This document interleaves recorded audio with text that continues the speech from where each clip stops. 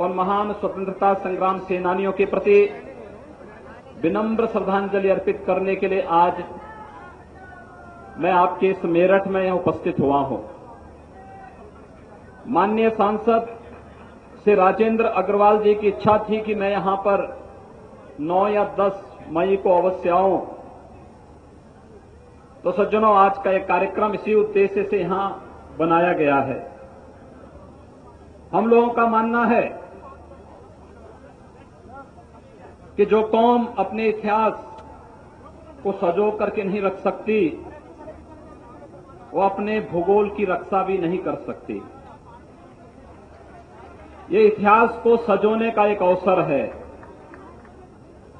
देश के इस महान स्वतंत्रता संग्राम सेनानियों के प्रति सम्मान का यह भाव व्यक्त करने के उद्देश्य से आज हम लोगों ने इस मंच पर अपने 2 स्वतंत्रता संग्राम सेनानियों का सम्मान तो किया ही, साथ ही साथ स्वतंत्रता आंदोलन को एक नई गति देने वाले सरदार भगत सिंह जी और काकोरी कांड के महानायक अस्फाउल्लाह खान के परिवार के उन सदस्यों को भी इस मंच पर सम्मान किया गया है, जिन लोगों ने देश की आजादी के लिए अपना सर्वस्व न्यौछावर किया था।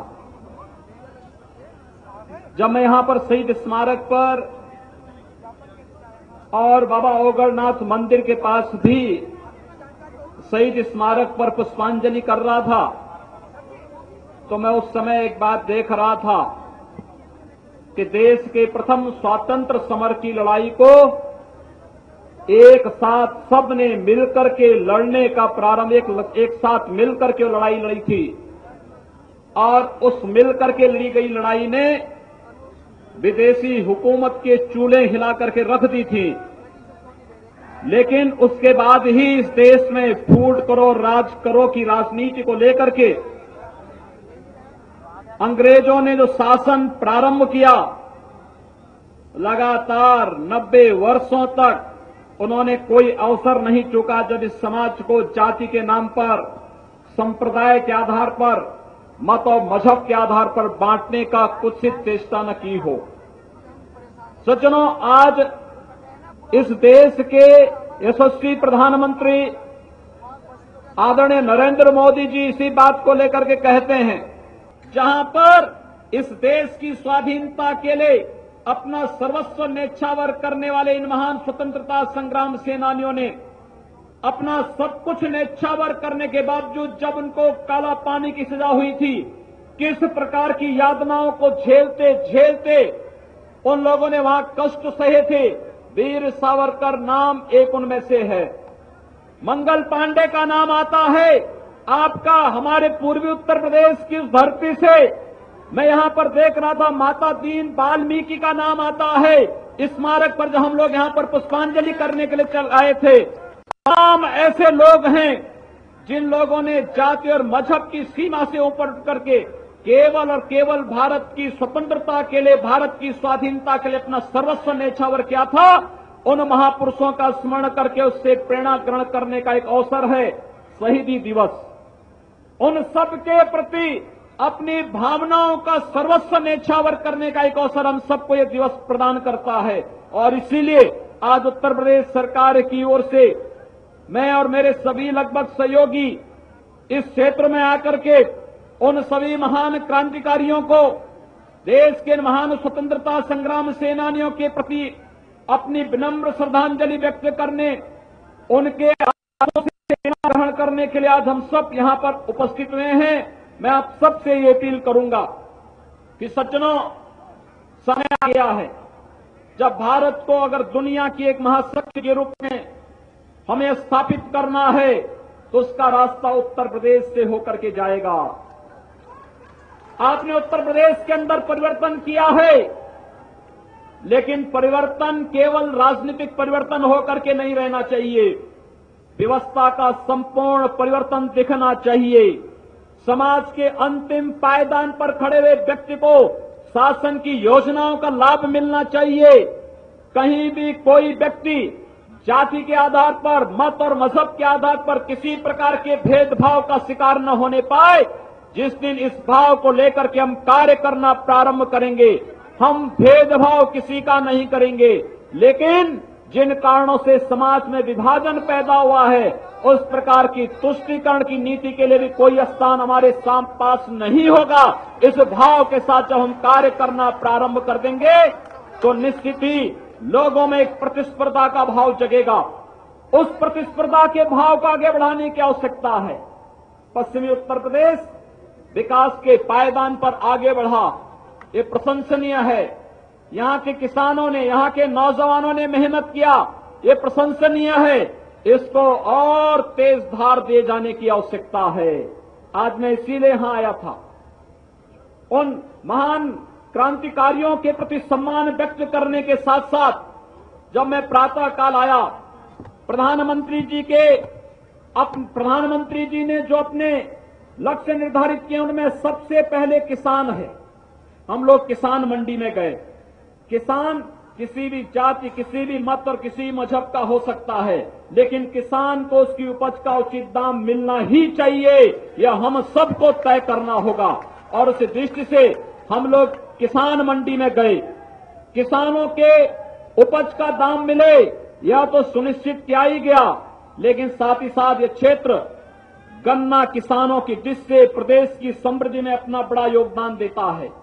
हमारे गन्ना मंत्री भी यहां पर हैं, उन्होंने मेहनत किया और पहली बार हो रहा है जब प्रदेश के अंदर किसी सरकार ने एक महीने के अंदर लगभग 6200 करोड़ से ऊपर की धनराशि का किसानों के गन्ना मूल्य का भुगतान अब तक किया है। और हम लोगों ने लक्ष्य निर्धारित किया है कि हम 120 दिन आते आते किसानों के गन्ना मूल्य का भुगतान भी सुनिश्चित करवाएंगे। सज्जनों, आज गेहूं का दाम बाजार में महंगा ज्यादा है और स्वाभाविक रूप से क्रय केंद्रों पर भीड़ कम आएगी। हमारा लक्ष्य तो है किसान को जहां उचित दाम मिले, किसान वहां ले जाकर के अपना गेहूं विक्रय करें। कोई आवश्यकता नहीं, अगर सरकारी कोई आपके गेहूं का क्रय नहीं कर रहा है तो सरकारी क्रय केंद्र आपकी सेवा में रहेंगे। लेकिन बाजार में अगर आपको अच्छा दाम मिल रहा है तो हम फिर बाजार में अपने गेहूं को दे सकते हैं, कहीं कोई रोक टोक इसके लिए नहीं। मैं जानता हूं आलू का किसान भी परेशान हुआ था, आलू का किसान परेशान हुआ था। आलू उत्पादक किसान 1 रुपये 2 रुपये भी उसको दाम नहीं मिल रहा था। हम लोगों ने भारत सरकार का मार्गदर्शन लिया और भारत सरकार ने कहा कि 487 रुपये के हिसाब से इनका गेहूं क्रय किया जा सकता है। बीच में पता लगा कि मेरठ और आसपास की मंडियों में साइज को लेकर के किसानों को, आलू उत्पादक किसानों को परेशान किया जा रहा है। हम लोगों ने प्रशासन से कहा कि किसान के द्वारा उत्पादन किया गया कोई भी आलू हो उसको क्रय करिए। अगर बाजार में ज्यादा दाम मिल रहा है तो अच्छी बात है, नहीं मिल रहा है तो जिन 4 एजेंसियों को जिम्मेदारी दी गई है वे चारों एजेंसियां किसानों के आलू को पूरी तरह क्रय करें और अगर कहीं से शिकायत आएगी तो कार्रवाई भी होगी। सज्जनों, हम लोगों को सर्वाधिक शिकायत पश्चिमी उत्तर प्रदेश से मिलती थी। हमारी बेटियां स्कूल नहीं जा पाती थी। हम लोगों ने एंटी रोमियो स्क्वाड का गठन किया है और एंटी रोमियो स्क्वाड पूरी शक्ति के साथ प्रदेश के अंदर कार्य करेगा। बेटियों की, बहनों की सुरक्षा सुनिश्चित होगी और अगर कहीं भी कोई मनचला, कोई सौदा किस्म का व्यक्ति किसी बेटी और किसी बहन को छेड़ने का दुस्साहस करेगा तो फिर वहां पर प्रशासन की कार्रवाई प्रारंभ हो जाएगी। इस पर कोई भेदभाव कहीं से किसी के साथ नहीं होगा। सज्जनों, हम लोगों ने यह भी तय किया है, सुप्रीम कोर्ट और नेशनल ग्रीन ट्रिब्यूनल बार बार उत्तर प्रदेश सरकार को कहती थी कि स्वास्थ्य के साथ खिलवाड़ हो रहा है अवैध बूचड़खानों के माध्यम से। हम लोगों ने अवैध बूचड़खाने पूरी तरह बंद करवाए हैं और मैं फिर कहूंगा, अगर कहीं भी सुप्रीम कोर्ट और एनजीटी के आदेशों के उल्लंघन की शिकायत प्राप्त हो रही है तो प्रशासन सुनिश्चित करें कि किसी को भी न्यायालय के विरुद्ध जाने और न्यायालय के द्वारा दी गई गाइडलाइन के विरुद्ध जाकर के कार्य किसी को करने की छूट न दी जाए। सख्ती के साथ न्यायालय के उन नियमावलियों को लागू करने की पूरी तैयारी की जाए। कहीं भी इसमें कोई समझौता नहीं। हम लोगों ने अन्य कार्य तेजी के साथ प्रारंभ किए हैं। हर जिले में उत्तर प्रदेश सरकार का प्रभारी मंत्री आकर के जिले के अंदर के उन कार्यों की समीक्षा करेगा ही। आज मेरठ मंडल के कार्यों की समीक्षा मैं स्वयं भी लूंगा और मैं प्रयास करूंगा कि किसी को परेशानी न हो। मलिन बस्तियों में रहने वाले हमारे दलित बंधुओं को बुनियादी सुविधाओं से वंचित न होना पड़े, इसके लिए भी हम लोग पूरी तरह कृत संकल्पित हैं। वहां पर उनको समय पर बिजली मिले, शुद्ध पेयजल की आपूर्ति हो, साफ सफाई की व्यवस्था हो। एक मलिन बस्ती का दौरा मैंने वहां किया है, बताया गया कि यहां सीवेज लाइन नहीं है। हम लोगों ने कहा कि अमृत योजना के अंतर्गत इसको लेकर के उन मोहल्लों में सीवेज लाइन डालने की प्रक्रिया को उसको प्रारंभ करने की तैयारी प्रशासन को करनी चाहिए, जिससे किसी को भी परेशानी न हो।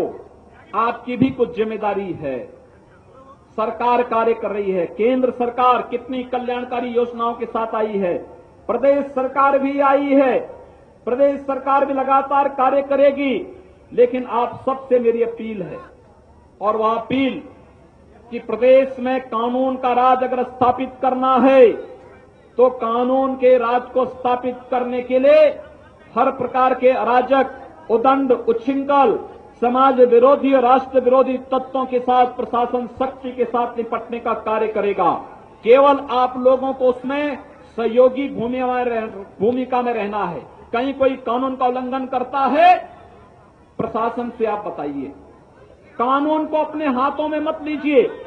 कानून को हाथ में लेने की कोई आवश्यकता नहीं, लेकिन कानून को अगर कोई व्यक्ति, कोई समाज विरोधी तत्व, कोई राष्ट्र विरोधी तत्व, कोई अपराधी हाथ में लेने का प्रयास करता है, आप उसकी शिकायत प्रशासन से करिए। प्रशासन सख्ती के साथ ऐसे तत्वों से निपटने का कार्य करेगा, जिससे कहीं भी किसी इस अभियान के साथ जुड़े। अंत में एक अन्य मुद्दा, 21 जून अंतर्राष्ट्रीय योग दिवस है और यहां इस बार उत्तर प्रदेश को सौभाग्य प्राप्त होगा। 21 जून को देश के यशस्वी प्रधानमंत्री जी का सानिध्य उत्तर प्रदेश की जनता को प्राप्त होगा और इस अवसर पर बृहद योग के सम्मेलन हर नगर में, हर कस्बे में, हर विद्यालय में, हर स्थान सार्वजनिक स्थल पर हो और उसमें आपकी सहभागिता सुनिश्चित हो। स्वयंसेवी संगठन, विद्यालय और सभी स्वयंसेवी संगठनों को, सामाजिक संगठनों को, धार्मिक संगठनों को इस मामले में आगे आकर के कार्य करना होगा, बढ़ चढ़ करके इसमें भाग लेना होगा। अगर हम सब इसमें सहयोगी बनेंगे तो दुनिया को कितनी अच्छी देन है। योग को भारत की ऋषि परंपरा की देन है और उस परंपरा को पुनर्जीवित किया है भारत के यशस्वी प्रधानमंत्री आदरणीय नरेंद्र मोदी जी ने। हम इस अवसर पर भागीदारी बनकर के प्रैक्टिस करें। अभी से जिनके पेट निकले हुए अभी से प्रैक्टिस करना प्रारंभ कर देंगे तो 21 जून आते आते पेट अंदर चला जाएगा और स्वस्थ होकर के वे आगे बढ़ते हुए दिखाई देंगे। इस विश्वास के साथ आज के इस अवसर पर एक बार पुनः मैं 1857 के प्रथम स्वतंत्र समर के अपने सभी महान क्रांतिकारियों को, भारत माता के उन अमर शहीदों, अमर सपूतों को सत सत नमन करते हुए आप सबसे इस बात की अपील करूंगा कि राष्ट्र के प्रति, इस समाज के प्रति, देश की स्वाधीनता को क्षुण्ण बनाए रखने के लिए अपने महान